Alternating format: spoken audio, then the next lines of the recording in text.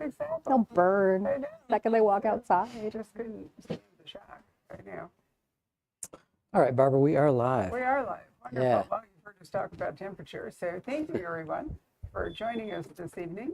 This is our first event, as far as I know, certainly our first live event with Gabino Iglesias. Yeah. That's right.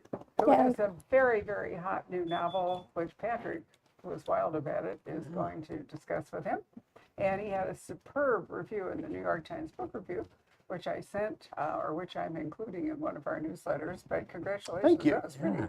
Appreciate it. And Gabino has kind of a long story behind his current success, which he may or may not wish to share with you. But it has not been an easy path. So No. I admire him for his perseverance as well as his talent. Sitting next to me is Amina Akhtar, whom we met with #Fashion Week. I had the worst time with that. I'm sorry. I kept doing hashtag, it was just like, seriously? But the actual, No more hashtags. No more. The actual Sure. title of the book was #Fashion Victim.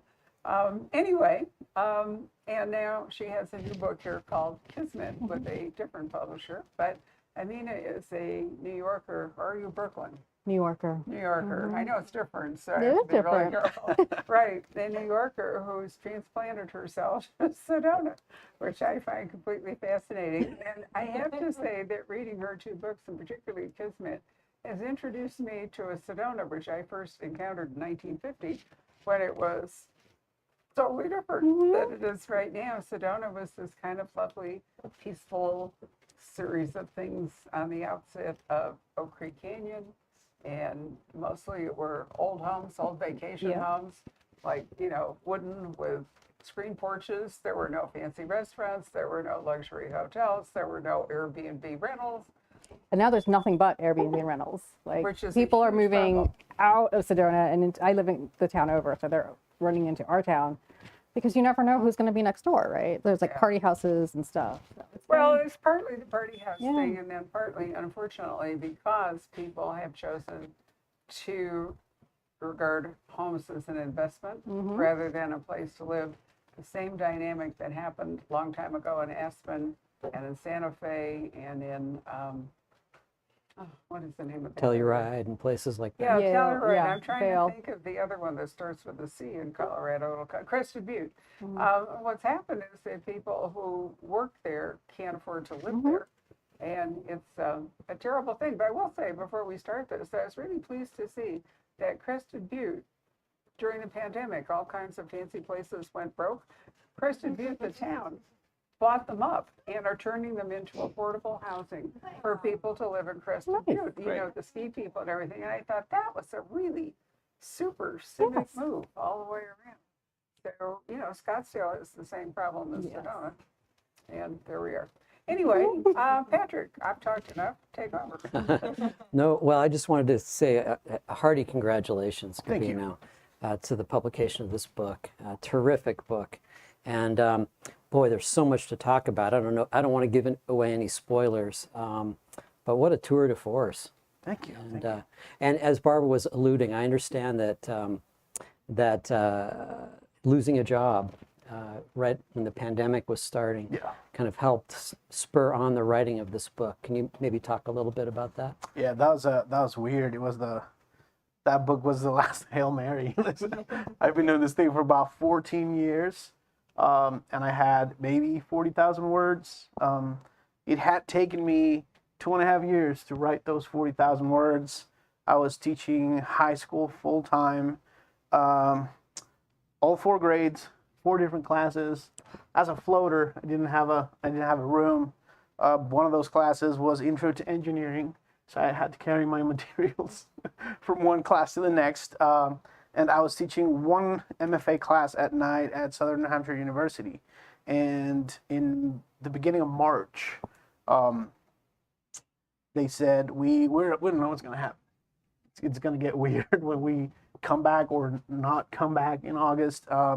So we're keeping the core intact, but all the electives we don't know what's going to happen. You don't have a contract. And I thought, all right, so I have between now and August to find another job. that was not the moment to try to find a job. No. Everybody was, in fact, losing their jobs. So I was on a very, very big train with a lot of people who were in the same situation. So between March and I think the beginning of July, my last official day as a high school teacher was June 1st, 2020. And I realized it wasn't happening. There was no jobs. And I said, well, I wake up and I don't have to go anywhere. In fact, I can't go anywhere. Everything's closed. So I'm gonna close the windows, get it really nice and dark, listen to what my friends call my suicide music, and take all this fear and anger and all the other stuff. So between the end of, the beginning of July and the end of October, I wrote another 65,000 words, which was unheard of for me, because it almost made me feel like I was, productive. And found an agent with the book, and then very early in 2021, we sold it. Wow. So, and here we are. Amazing. Doing Yeah. a tour. And there's a lot of, there's a critique about the, the inequities of the health Right. care system in America. And there's so many things going on in the book. And didn't you find yourself also without health insurance, wondering? Yes, of course. right when COVID was Right. starting. I It moved must have been to, terrifying. it was scary. Yeah. Especially because there was a period of about a month and a half where every big news venue wanted to cover the story about the woman or the man or the non-binary folk who got COVID and now had, $400,000 of medical Right. bills. Right. So I was not protesting the whole stay-at-home thing. I was like, I don't even want to catch pink eye at this point. Can't afford it. So it made me think back. I moved to Austin from Puerto Rico in 2008, and my first job was for about 4.5 years at the University of Texas at Austin, and we had great insurance. Not great pay, but as a TA, we did have good insurance.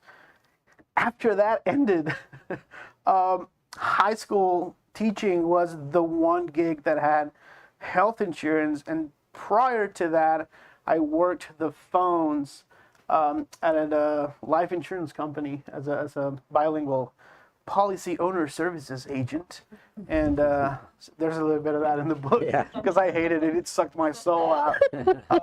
So shout out to all of you working insurance. I feel your pain. Those were the 3 times that I had health insurance. The rest of the time, I was teaching ESL classes. I was working as a freelance journalist. So between 2008 and 2020, I might have had health insurance probably a total of 6 years, Right. maybe. And I wasn't really suffering because I didn't need insulin. I was not taking any meds that I needed daily. And that made me think about all the other folks who might be suffering from things that they can take care of with a pill. Yep. Or they can go to therapy and feel better and not live in a deep, dark, awful hole the rest of their lives. And they can't afford it. And we call ourselves an advanced country. Right. Right. And we don't have that. We have people suffering and dying from things that could easily be taken care of if we had a better healthcare system. So all of that, Fueled the book. yeah. Yeah. I would scream outside in the street, but my neighbors would call the cops, and that wasn't nice. So I decided to do all the critiquing and the punching racists and all those inside the book. Well, it's funny. I don't know if you want to switch back and forth, Barbara, but there's reading it through. There's a lot of, as readers, we always bring ourselves to the text, Right. And so there might be some of me misreading what you were doing, but there's a lot of mythic stuff in this book as I see it. It is I think I wrote, it's kind of a fucked up quest novel in a lot of ways. There's a noir novel, and there's definitely a noir component, but it is a quest novel. And, you get this interesting unholy trinity of these 3 major characters. Can you maybe talk about the 3 players, Mario, Brian, and Juanca? I love the name, Juan Carlos, right? Mario was, I I think at the beginning it was a character that I wanted to use to talk about, racism and being a little bit desperate and pain and grief, and I gave him that insurance job to sort of get that out of my soul and onto the page so others could carry it for me. And he needed a friend, and I don't like one-dimensional characters. So to find the one bad guy who comes to the rescue, that's how Brian was born. It was the one character who might be trying to become a better man because he has a hapless son. tweaker guy. Right, It's hard hapless not to tweaker. like this guy. I Yeah. must admit. And he has a Kinda baby liked him. coming, and Yeah. he's also looking for that one big gig. Can't find his ass with both hands, kind of a guy. Yeah, I mean, meth does certain things to your Yes. IQ. If that's all true, how is he having a baby, Patrick? I wouldn't have thought he I've met a lot of. He wasn't shooting Yeah. blanks, right? Yeah, there was a woman involved, so I'm sure she took care of everything, as women always do. And then Juanca was the assassin the assassin who, in a way, teaches them about that cosmic balance. He's sort of like, I need help because I already have enough bodies on my plate. Right. And you do this for money, but also to help me. And he had to be that he was the border kid. Mario was born in Puerto Rico, lived in Texas, and sort of inhabits that space between languages and cultures. But Juanca even more so. He was like the one kid who was born in Mexico, came undocumented to the U.S., and then sort of lived back and forth. And at the end of he's the worst, and he's also the one who wants to take care of mom. So, Yeah. So maybe, Amina, do you have questions or any comments you'd like to make Oh about yeah, I mean, Gabino's book? there were a couple things that I really love, and I'm still reading the book. I'm a very slow reader. It's not on him, it's on me. I grew up in El Paso, so I spent a lot of time in Juarez growing up. And in the 90s in Juarez, you used to be able to, it was fine. You used to go over there, we'd eat mangoes, we'd go to the pharmacy, get the drugs we didn't want to pay for here. Yeah. And it was safe. And it's interesting to see what it's turned into and how it was represented in the book. And then I also really enjoyed that moment at that barbecue place in the middle of nowhere in Texas, Right. where, and I don't know if you guys have read it, where Juanca really takes out a couple of good old boys from Texas who were being racist. And I was reading it and I was like, oh, that felt good. It was a very cathartic moment. And then I realized, oh, that's why you were getting hate mail. Yeah, that's one of the. Yes. Yeah, it's hate mail now comes from 3 types of individuals. You're a racist because you punch a white man in the novel. Yes. And the 3 white men who are racists in the novel are all white. So I'm racist because I wrote 3 white characters who were racist. The second group of hate mail comes from ladies who, so this was, and I'm super happy about it. It was selected as a Book of the Month Club book, and I think that put it in front of the eyes of not my normal readers. They'll be in for a surprise. Yes.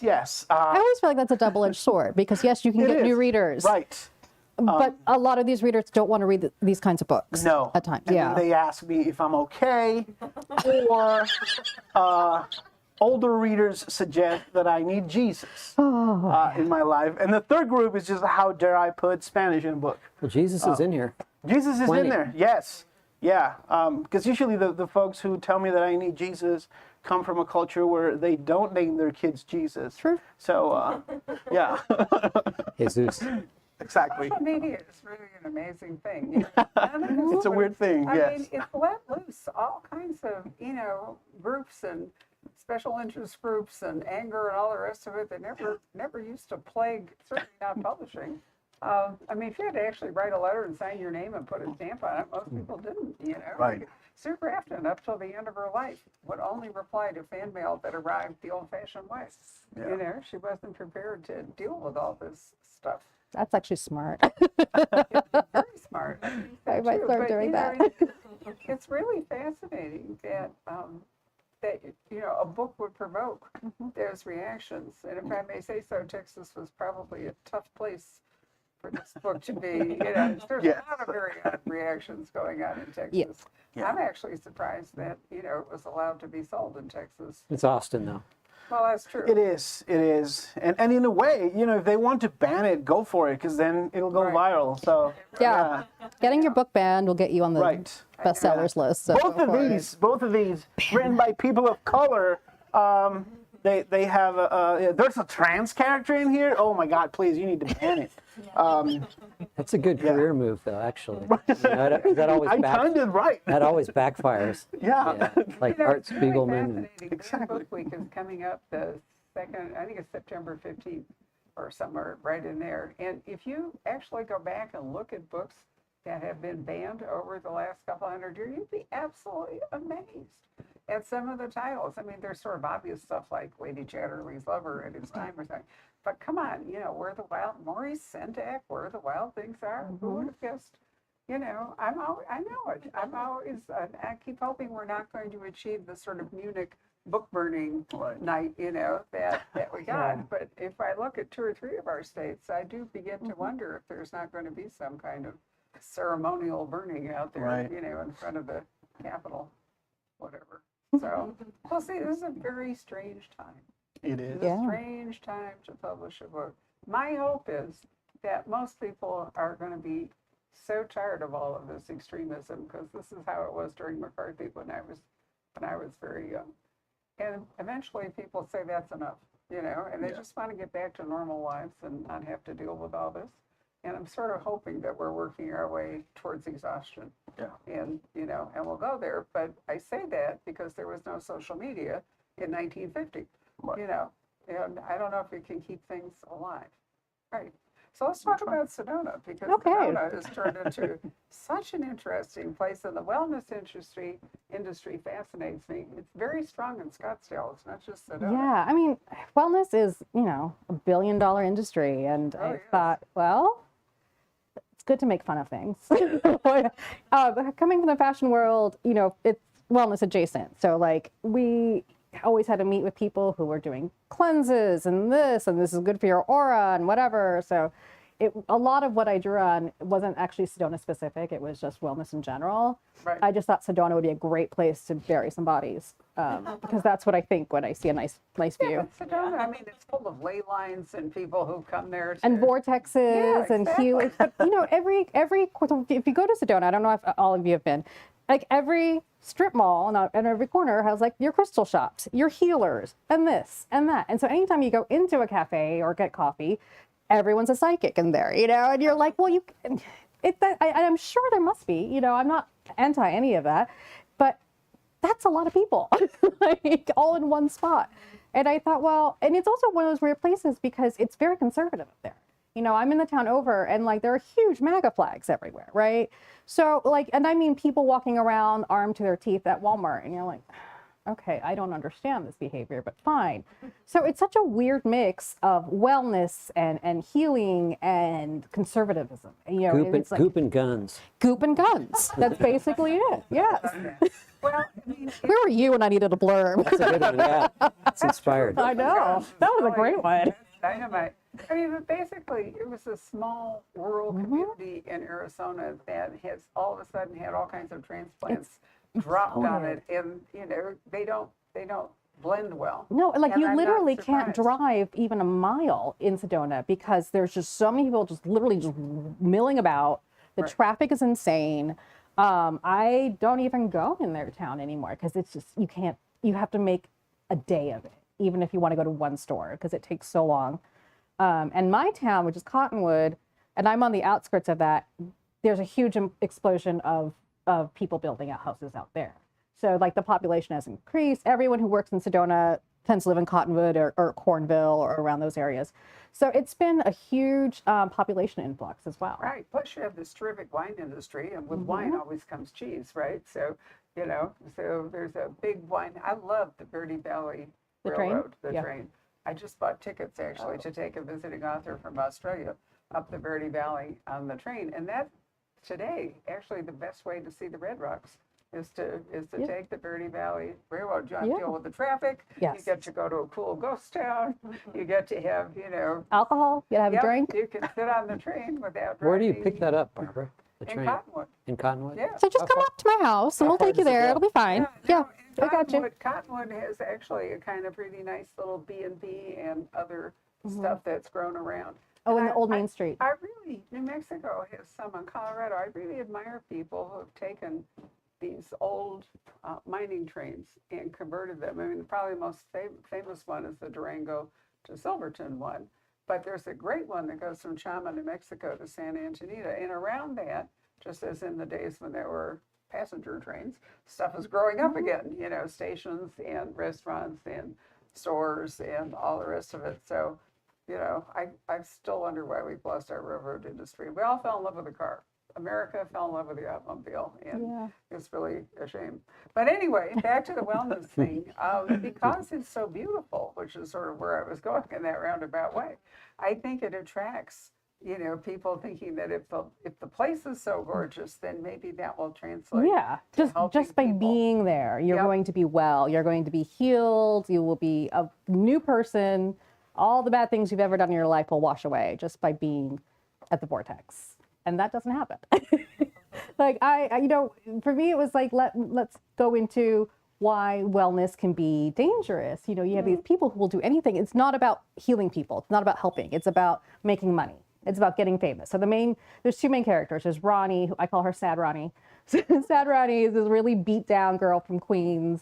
Her aunt has just kept her under a thumb, and I got some hate mail from other Desis who were like, why are you showing her being mean? And I'm like, because our aunts are mean, guys. Like, What community is that? Pakistani. Pakistan. Yeah, we call it Desi, which is just a broader term for South Asia, because I feel like Indians and Pakistanis are we're all kind of mixed together. So I have, on one side, you've got Ronnie dealing with this aunt who's, really abusive and has her under her thumb and basically turns her into a servant, which does happen. And then she gloms onto this woman who wants to be the next Gwyneth Paltrow. And she convinces Ronnie to move to Sedona. And they do, and they stumble upon body parts in the desert. Because of course there's body parts in the desert. There's a lot of stuff in the desert. Like me, just I know. finding out. It's really interesting how as the waters are drying up, the stuff that is emerging from, there are going to be crimes that have been. I'm waiting for Jimmy Hoffa's body to show up. I think he's in concrete. He probably is, but we'll find But him. nonetheless, yeah. So I thought one of the most interesting things about your book, though, was that discussion of the aunt and how she regarded family property as her own, and how she treated her niece as basically a slave, a domestic slave. She was. I'm trying to find the most diplomatic way of saying it is growing up, especially the first generation of kids who grew up with South Asian parents here. So there was a big influx in the 60s and 70s where the visas has shifted, and they allowed a lot of people in with skills like doctors and what have you. So that's why a lot of doctors are Indian or Pakistani. They were considered, a model minority. And so a lot of us were the first generation of American kids of these people. And it was like a culture shock for a lot of us to be having, coming from a world where, our parents would always be like, kids are supposed to do everything we say. You can't even question, you can't even say why, which, you get in trouble, you get slapped, you're not allowed to do that. It's very cultural that the elder gets to tell you what to do and you have to do it, the end. You don't like it, too bad. This is life. So Ronnie's aunt, her parents are dead. Ronnie's aunt takes that to an extreme and has turned her into a servant. Literally there's a scene where she steps over Ronnie's unconscious body on the ground. And she's just like, whatever, you spilled my tea. So I really kind of wanted to take all these things from my own family, but I mean, my parents are lovely. My dad's lovely, but but people I've met and take it to an extreme because, I'm not a subtle person. And I also wanted to see what kind of person would go with a guru, what do you have to lose everything, I feel, to get to the point where you would look to somebody else and say, fix me, I'm coming for you. You're my new person, and so that was Sad Ronnie. Basically, sad abused Ronnie, was a natural prey for this woman. Yeah. But I don't want to spoil the book, but I like the way the table shifts as we go through the book. Yes. And then I also like that we have a raven on the wall, because the ravens, there's a whole point where I was walking on my driveway and a raven dropped a feather at my foot as I was thinking about this book and how to pull wildlife and nature into it. And I was like, huh, all right, well, I took that really literally. It was like, let me put it in the book. So the ravens have their own chapters, and they're like a Greek chorus, and they're mad that they're losing their habitat and that the humans aren't taking care of things as well as they should, and they're getting in the way. And so they're creepy, creepy birds, and I love them. Isn't there like a predatory aspect to this whole wellness community in some way? Oh yeah. You know, because my wife was just talking about this. She's like, there's so many mixed messages, you know, it's like accept yourself the way you are and all this kind of crap. But buy But this. shoot yourself up with all these drugs. You are perfect the way you are. However, if you buy XYZ, you will be even better. And Right. that's the thing. It's like, you know, preys on the vulnerabilities and Yeah. insecurities and stuff. Yeah. capitalism. That's it. Yeah. Capitalism in action. Yeah. That's for sure.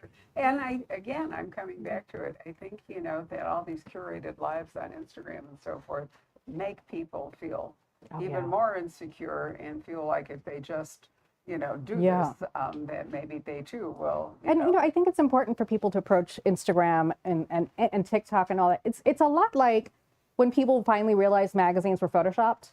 Remember? And working at magazines, I was like, yeah, like this is news. It's not real. You know, this is real. Instagram, it's not real. You know, you can't compare yourself and your life to whatever beautiful, filtered, you know, photoshopped image that you're seeing from somebody online, because it's not the same thing. Well, that's true, but I think it also, unfortunately, it starts by preying on teenagers, yeah. and then it just carries on. You know, there've been a bunch of crime novels actually written to explore that about, you know, Instagram and the toxic effects. Now TikTok. Karen wrote to me today, one of our staff, and asked me how it was possible that Colleen Hoover had 5 books on the bestseller list, and you know, and she's asked people to explain why they read her, and none of them can give her a coherent answer. And I wrote to her, I said, it's the Gen X thing, Karen. You and I are way too old to understand what's happening here. But it is really, it's a TikTok phenomenon. And did you see the guy that fell off the Bright Angel Trail into the ground? I was just there. You know, Dana and I are walking the Bright Angel Trail, and ahead of us there were like 3 teenagers from Germany that were speaking in flip-flops that leapt up onto the rocks and then leapt back onto the trail where there's like this much clearance between the drop. And I'm going, these are kids. But this is a 44-year-old man who wanted to do a TikTok video and fell 200 feet to his death, you know, and you think. People always fall into the Grand Canyon every year. And that there's an even higher death rate at the Grand Canyon because of TikTok. I'm convinced, because you have to do all this weird, you know, stuff to try to get attention. This is why I don't go on TikTok. So this is your next novel, right? Now It'll be a comedy. You can go after TikTok. I would love a comedy. Yeah. I'm to do a comedy next. Something light. So, Gabino, have you, by chance, any questions that you might like to ask Amina? I mean, first of all, I love the book. I think that one of the most telling parts of the book, they're outside recording the video after the second murder. Like, we need to stick together. We need to protect each other.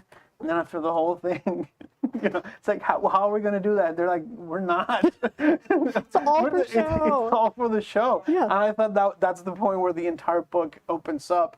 Are you afraid that now the TikTokers are going to come for you? Because it's a very scathing, yeah. No, I mean, I've had people get angry that I mentioned that the trails had garbage on them.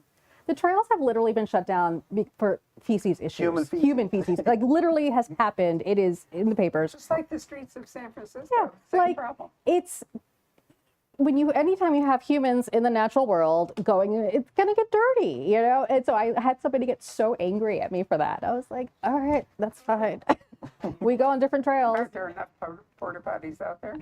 I don't think there are. I mean, It depends which trails they go on. Like some of the really popular ones, people. having just toured a number of national parks, I can tell you there are a lot more porta potties there than there used to be. And I think that's because the use has gone up and the national park system is adjusting Yeah. to the whole question. Wow. That doesn't sound like an attractive thing, though. That's where the conversation went. Yeah, we were talking about poop issues. Right. Mm, Well, we're classy. right. All right, Patrick. Oh, Get the ball back. segue. All right.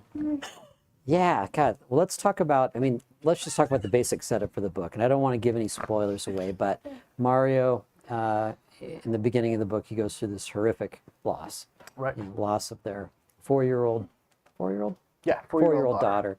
And if that isn't bad enough, to add insult to injury, he owes hundreds of thousands of dollars, or a lot of money.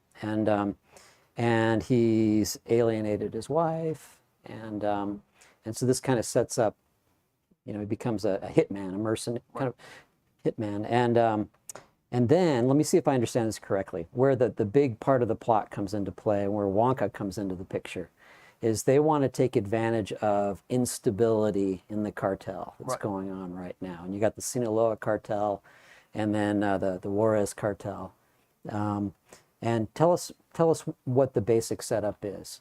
200 grand for each of them, and It's about $2 million going back to Mexico, because you always hear the critiques about, the Mexicans are so violent and the Mexicans bring in the drugs.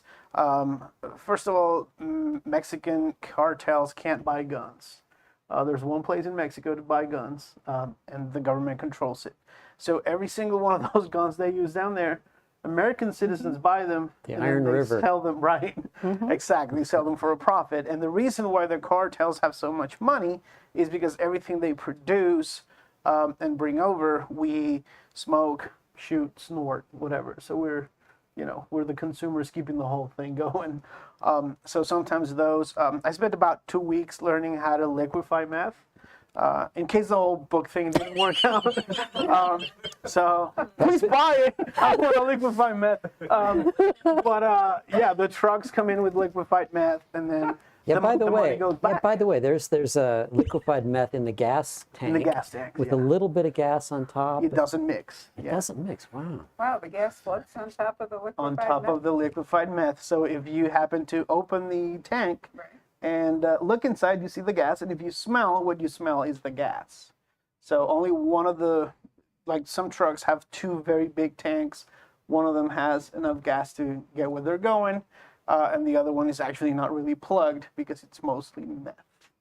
Don't try this at home, kids. Don't liquefy meth at home. Don't do anything at home. Let the professionals handle it. Wow, this turned into like a PBS show. Let professionals handle your meth. No, horrible drug. Don't do that. So the money, they come in here, do their drop, and then the money goes back. But as you know, the border is a very weird, violent place for them.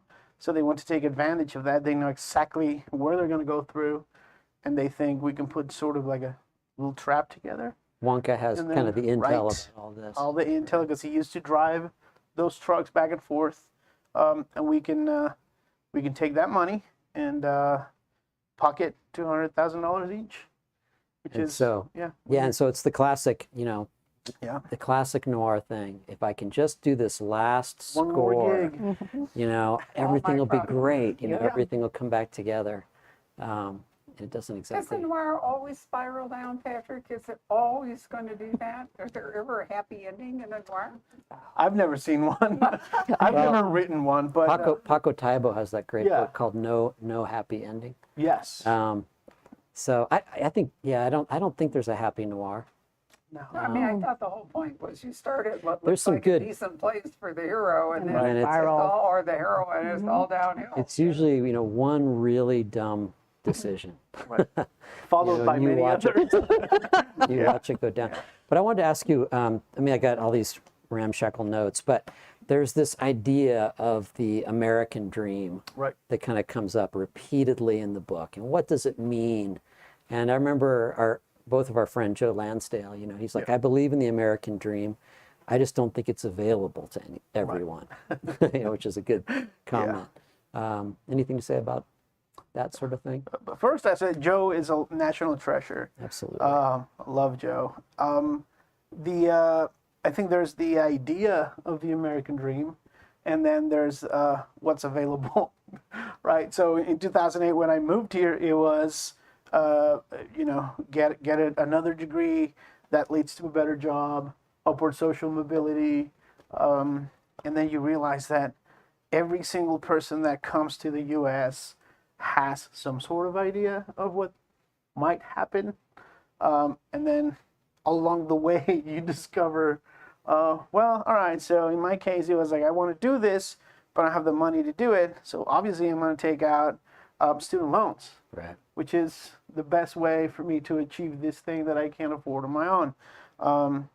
And now, as an older person, I'm like, that might have not been the best idea ever. And I think everyone goes through that process. It's like, I know there's the beautiful home with the white picket fence and the 2.5 children and the little puppy running, the golden retriever running in the backyard. What is it that I have to do to get there?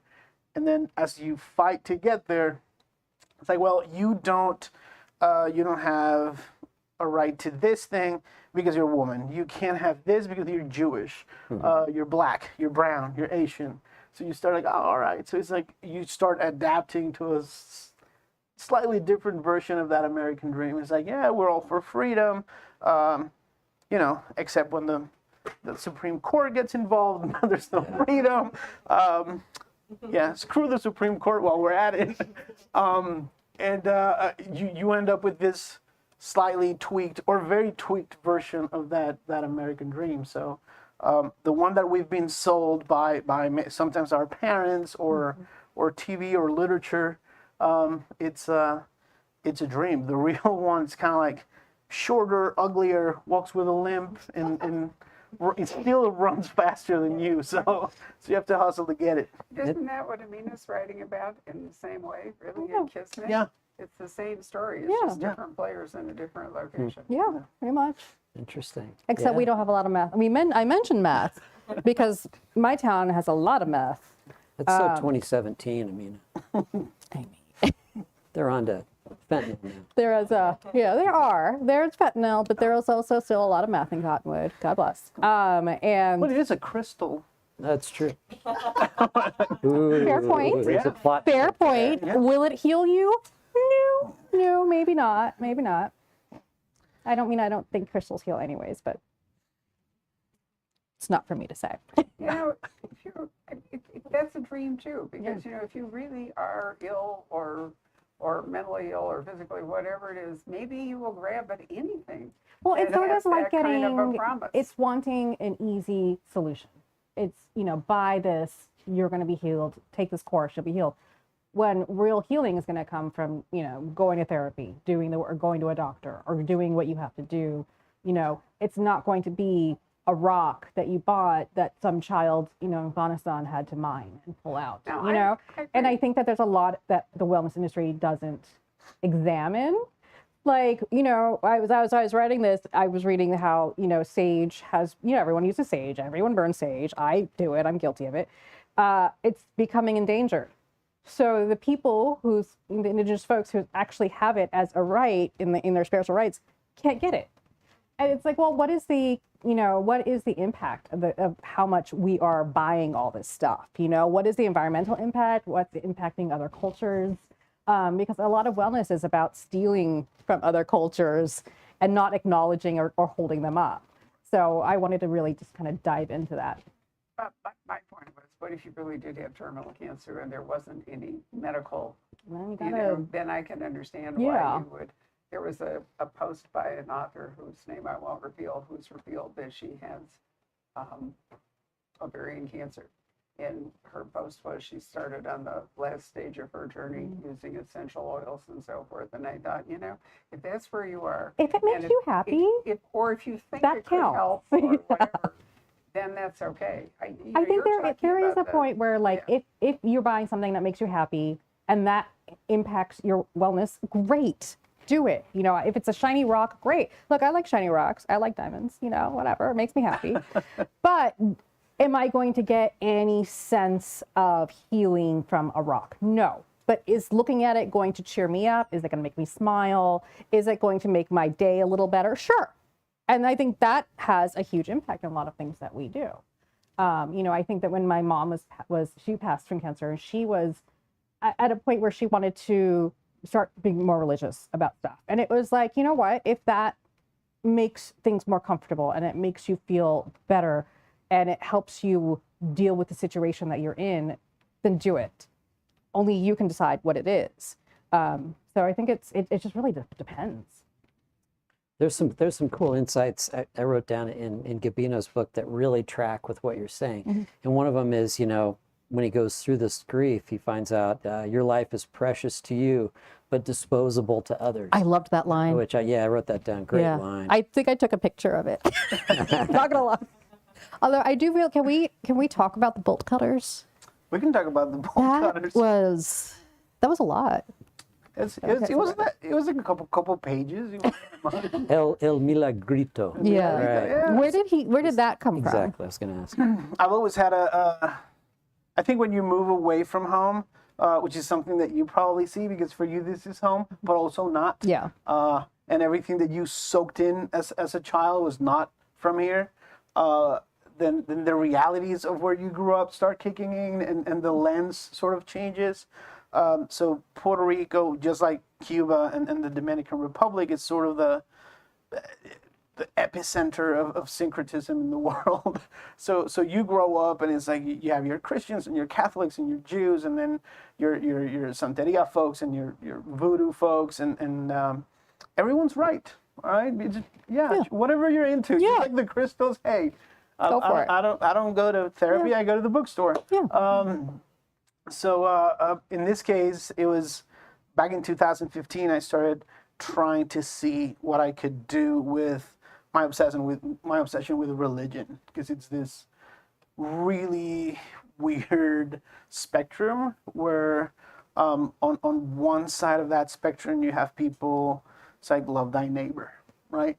Like don't kill animals, and then you go like that's awesome. And then you keep paying attention. It's like, let's pray away the gay. And you go like, wait, no, hold on. Where did you get that? Yeah. That's not how it works. So there's the excuse of religion to do really awful, despicable things.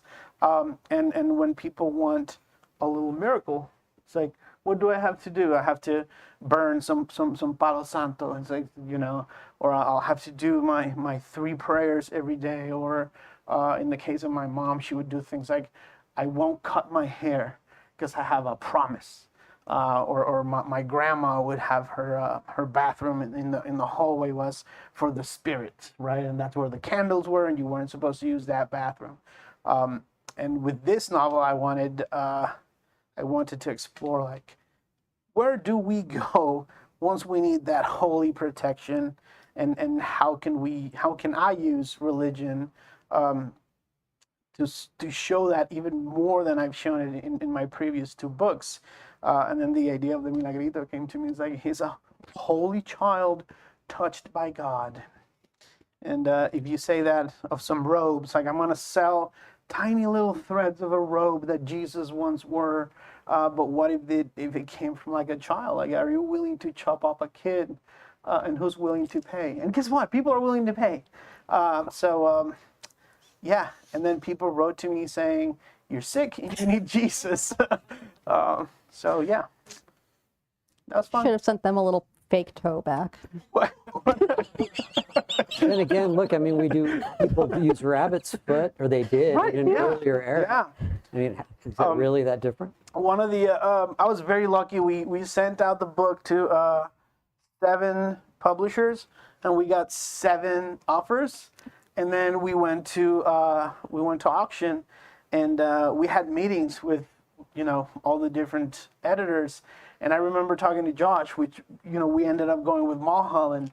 And at the end of the conversation, I said, so like if we work together, do you have any ideas for that one scene? Because I know you don't want to cut it.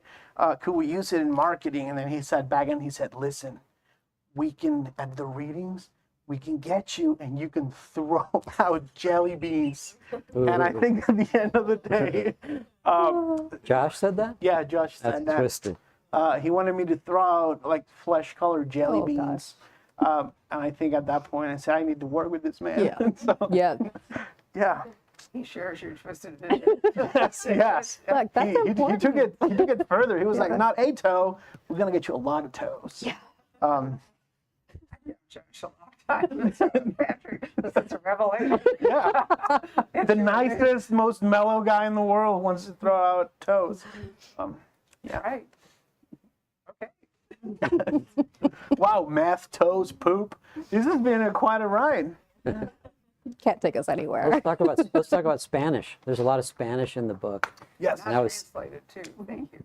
yeah, exactly. I mean, you know, and a lot of time it's sort of like spoon-fed to the, you know, Anglo reader. Right. You know, Anyone with a phone can use Google Translation if they They can't can. work it out. So Yes. I don't, you know, that old necessity of translating a foreign language in the text, I think to some degree is, or italicizing it. yeah, You Yeah. know? yeah. Yeah. The not using italics was something I decided back in 2015, and I said to my editor back then, if we're going to use italics, put the English in italics because that's not my the native foreign tongue. language, That's right? the foreign language to me, and I've been doing that for a couple of years. And then when it came to this one, I was like, are we okay with that? We're not changing that. And I do put a lot of work into trying to build a narrative in which readers can get what's happening. They can get the gist of it, without having to go to their phones because maybe they don't want to stop reading. For Book of the Month, I worked on a translation guide that they wanted to do. So folks get the book and then they get a little translation guide. But it's the year 2022 and this is the United States of Yeah. America. Learn some Spanish. It's about time. Yeah, there's a great scene where the tweaker character we talked about earlier, Brian, you know, Wonka and Mario are talking in Spanish, and he feels left out because he Right. can't. And you make the point. It says not all white people have the same level of privilege, but they all share an aversion to being forced to step momentarily into otherness. Yeah. What a great way of putting it. Well, yes, he's poor and he's a meth addict, but he's also white and male and straight. So in his own little way, he got has that going for him. He's got that going for him, especially when walking around with Juanca, who's a very dark brown guy with a tattooed face. So yeah, And so Steph, Brian's girlfriend, they're not married, I don't think. She's pregnant. Yeah. And that's a really, it may seem like a minor detail, but that's a really major part of the book. it is. It is. Am I getting into spoiler territory? No, here? not at all. Okay. I think you have a certain vision of life, and then if you happen to have a kid, then you realize how wrong you were about so many things. And your entire goals in life tend to not necessarily change, but they shift. Because it's like, now I have to take care of this one thing. Who did not ask me to be here? So now worm. I'm responsible for this little worm. And I think, you know, he had a fun life. He was a dealer. He made, you know, he had fun parties at the house, and now he's kind of panicking about I can't keep doing this because Yeah. you can't bring a kid into a meth house. In the tunnels, they go down into the tunnels, and it really did feel like a trip into the underworld. Yeah. And I talk about the mythic kind of thing and some of the things they see down there.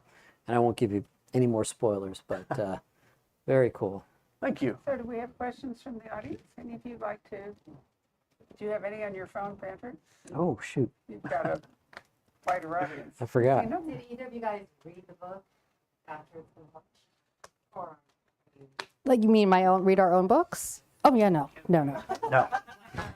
Because I will, so I don't think people know that, like, a lot of times when you're doing edits, it's like they give you 5 weeks to rewrite a whole book. And it's very fast.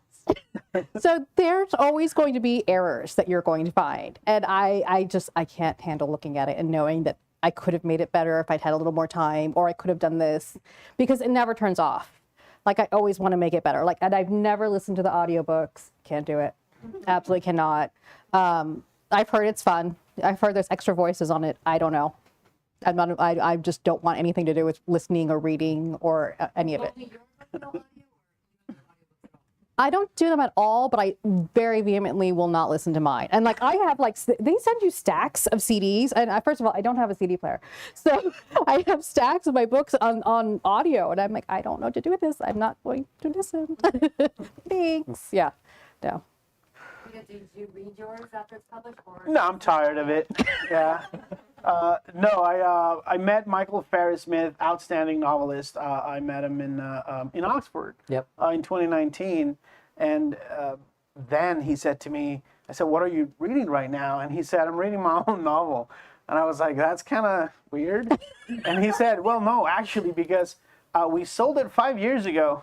And now it's coming out, so I have to do interviews. Yeah. And I've written like 6 novels since then. So yeah, it is really hard to remember. About. Yeah. But this one was rather quick. I just finished the next one. But in the editing process, you read, and then you read again, and then you read again, and then you send it out, and they go like, "You idiot, look at all the stuff you missed." And so you go back in with the PDF proofs, and you read it again. And then you go out in public, and you do readings, and you read chunks from a chapter, and then you never want to read your own work ever again. Right. It's not for me. It's for y'all. Yeah, I'm done with it. Let somebody else read it. I'm going to read hers. I'm reading his. So I'm a book reviewer for a lot of places, and I never fell in love with them because the voice, which is so important to me in a book, someone would give it to me. And sometimes I wouldn't like it. I was like, this character doesn't sound like that. I would turn it off and go read the book. And I think those first couple of tries didn't work out for me. And I was like, no. So I stick to text because then I can see them when I close my eyes, which is another reason why I don't watch movies before I read a book. And I know what they sound like in my head, which is not what they're going to sound like in the audiobook. So I stay away. Here's a question from Julie. She'd like to know, do you read your reviews? How do you stay positive if the review is not great? So I read reviews the first 3 days, 4 days, because I was curious, and then obviously I'm a professional, so I reminded myself that reviews are for other readers, not for me. But it's when they tag you in the review, so you see them. Yes, and also because I had this idea where I really think for thrillers, dark fiction, speculative fiction, horror, 1-star reviews sell books. So I really wanted those.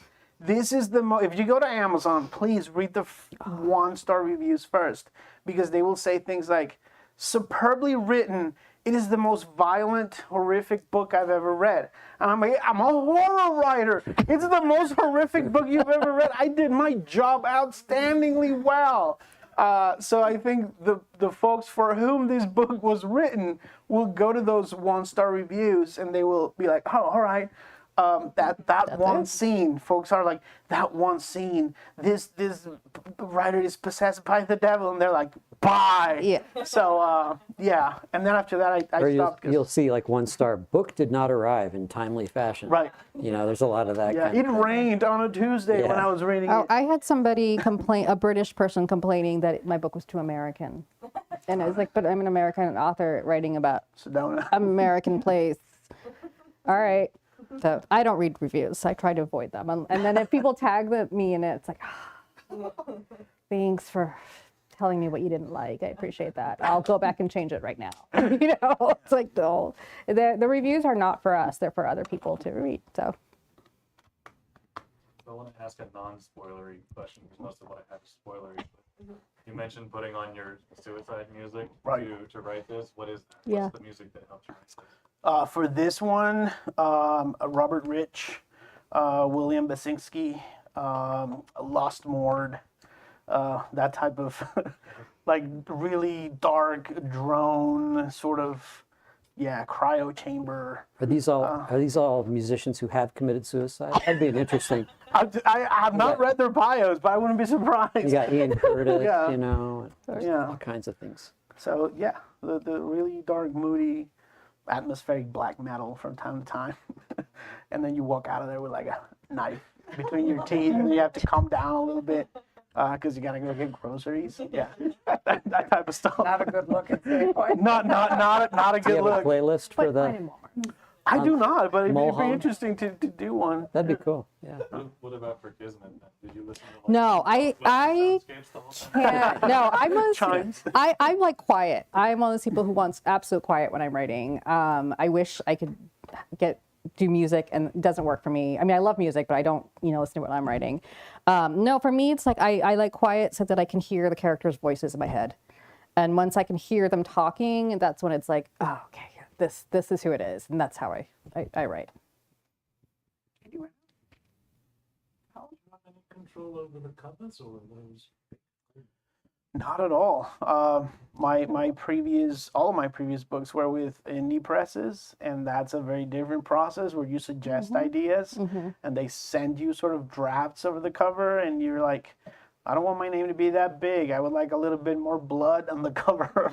And with this one, and I'm guessing, let me turn to the old pro, the young pro, I should say. I had a different cover for this. There was a different cover that was a raven in like weird colors. It was cool, but somebody pointed out to them at Amazon that they were kind of holding the book back, and they needed to make it a larger, like, show what the story's actually about. So then they came up with this cover. And at first I was like, oh, I had absolutely no say in it. They were like, we're changing the cover at the end, take it or leave it. Publishers get to decide the covers and the titles. They decide a own lot. everything but the content. They have copyright for the text in the book, both of them. The publisher owns the copyright for the design of the book, the typeface, the cover, and all the rest. And their marketing departments, usually their sales departments, have big conferences about titles. And actually, it's a tribute to you that your title's that long, because very few titles actually are longer than 3 or 4 words. Hence the one word. Yeah. Yes. Well, it's a great title for your book, but it's a little surprising. But some of the, particularly in the genre that you write in, tend to run to longer titles. Yes. Yeah. It's my longest title ever. But I think many of you think that the authors have more control over No, the it's good. finished No, book than this they is the actually first do. time I've seen cool covers that Yeah. seem to relate. Because Larry Brown has a book called Rabbit Factory, which I think is a brilliant book, and it's a terrible cover. And there's terrible books, I think, and really cool covers. Yeah. Well, there are focus groups involved and all kinds of things. It's and, marketing and yeah. sales and And then they change them too. I mean, if you were to go back and look at generations of, let's say, Agatha Christie, because we know there are generations of covers, change dramatically over time according to the shifting tastes of readers, and and it can be sort of tricky, because occasionally people buy a book and they don't recognize that they've already owned it, because it's got a different package. So that happens as well. And sometimes the hardcover book, if it goes into paperback, the paperback cover will be completely different than the hardcover, because they're looking at a different audience. yours has a different cover, doesn't it? The paperback? We don't have a paperback yet, but the UK cover is completely different. And, Right. Yeah. And that's true too. And different countries have different covers. So, it's there are no rights and wrongs out there, for covers. And Right. but titles are really interesting. Sometimes you will see a list where somebody's gone back in and taken like 100 classic books and then researched what they were originally called. And, it can be really quite surprising to see, because we're so used to them and they've become iconic in the title. And we think, surely there was never any other, no debate about this. But sometimes there really has been fascinating stuff. I love that. Have you guys seen that Far Side cartoon where it shows Herman Melville at his desk, Oh, and yeah. he's like, he's writing "Call me Ish," and you see all these crumpled up pieces of paper like "Call me Herman," "Call me," Manfred. The question that we often get them on our virtual programs is asking authors where they come up with the names for their characters. And some of the answers are really surprising. What authors, how do you guys do it? Some of them in Kismet are actual family. So to me, I was thinking of my mom's friend who had that name, and I'd been talking to her, so I had that name in my head. but I mentioned this daughter-in-law that Shamim has, and her name is Shida. Shida is actually this person that in Pakistan, having servants is standard, right? Everybody has a servant. It's not necessarily a class thing. You have to have servants. She was the servant of my aunt. And so I could always just hear somebody shrieking her name, you know, as like a core memory of mine. So I was like, I need to put Shida in the book. Like I have to pay tribute. But in my next book, I put my siblings in there with their permission. And then Star, who's in this, is actually my sister-in-law. And I got her permission too. So you stay close to home. I will literally I will go through social media and pick names. So if I follow you guys, you might end up in a book. Yeah. What about you, Gabino? It depends. Sometimes I have a hard time creating characters in a vacuum. So, for example, Juanca has this thing where he says, "You know what I'm saying," and you know, I think back and it's like, I have this friend who says that thing. So I will look for either their first name or if it's very common, their middle name, because you know Latinos we always have like a middle name. Right. And then you just use the word tribute. So like I'll plug something out of that. With Brian, I had a white guy, and I was like, it's not gonna be Mike or John, but it has to be like a regular white guy name. And one of my mentors, Brian Keene, superb horror author, I was like, I'll name him Brian. I named a meth head Yeah. after you. Because I love you. Maybe he dies. I don't know. Yeah, we'll find out. Did you have one more question, or are you just looking for I'm dying. No, I just would like to know, Gabino, who is your favorite cozy mystery author? Cozy. Oh wow, I haven't read a cozy in ages. I'm joking. I didn't. No, hold on. I have an answer for this. Sean Cosby. Cozy Appalachian Noir. Yes. Yeah. We probably ought to Yeah. end this on that note before we get to the better field. Thank you all very much for coming this evening. Thank you, remote audience, for joining us this evening. Patrick, you're going to go and turn off the Facebook? Yeah, I can do Probably that. a really good idea. Yeah, probably a good idea. We'll just keep Anyway, talking and I'm going to leave the authors here at the table. It's just also we moved our signing table to a different location, so it Oh. just works out better.